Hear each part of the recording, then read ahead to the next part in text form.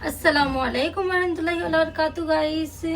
उम्मीद है आप सब खैरियत से होंगे। बहुत लोग कंफ्यूज होते हैं कि फजर नमाज के बाद क्या पढ़ें, ज़ोहर नमाज के बाद क्या पढ़ें और क्या सवाब है। चलो मैं बताती हूँ मैं क्या पढ़ती हूँ और नबी पाक ने क्या फरमाया है।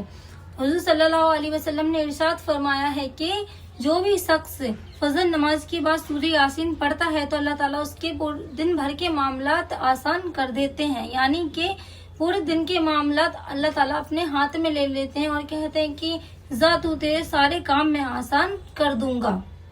तो आप चाहते हैं कि आपके दिन भर के काम आसान हो जाए तो आप भी सुबह फजर नमाज के बाद सूरह यासीन जरूर पढ़िए। अल्लाह ताला इरशाद फरमाते हैं कि जो भी शख्स ज़ोहर नमाज के बाद सूरह फतह पढ़ता है तो अल्लाह ताला उसको मरने से पहले हज और उम्रा अता फरमाते हैं।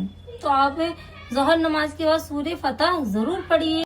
जो भी शख्स असर नमाज के बाद सूरह नवा पढ़ते हैं तो अल्लाह ताला उनको कयामत के खौफनाक मंजर से उनको महफूज कर देते हैं। जो भी शख्स मगरिब की नमाज के बाद सूरह वाकिया पढ़ते हैं तो अल्लाह ताला उनको मरने तक, बुढ़ापे तक या मरने तक किसी का मोहताज नहीं होने देते हैं।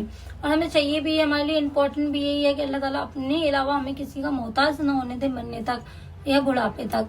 और अल्लाह ताला फरमाते हैं जो भी शख्स, जो सबसे इम्पोर्टेंट है, अल्लाह ताला फरमाते हैं जो भी शख्स ईशा नमाज के बाद सूरह मुल्क पढ़ता है तो अल्लाह ताला उसकी कब्र के अजाब से अल्लाह ताला उसको महफूज कर देते हैं। आपको मैंने 5 टाइम की नमाज के बाद क्या क्या पढ़ना चाहिए बता दिया। अगर आपको याद नहीं है तो आप याद कर लीजिए, पेपर में लिख लीजिए और पेपर में लिख कर अपने कमरे में टांग लीजिए कि फजर नमाज के बाद सूरह यासीन पढ़नी है, ज़ोहर के बाद सूरह फतह पढ़नी है, असर में सूरह नवा पढ़नी है, मगरिब में सूरह वाकिया पढ़नी है और इशा में सूरह मुल्क पढ़नी है।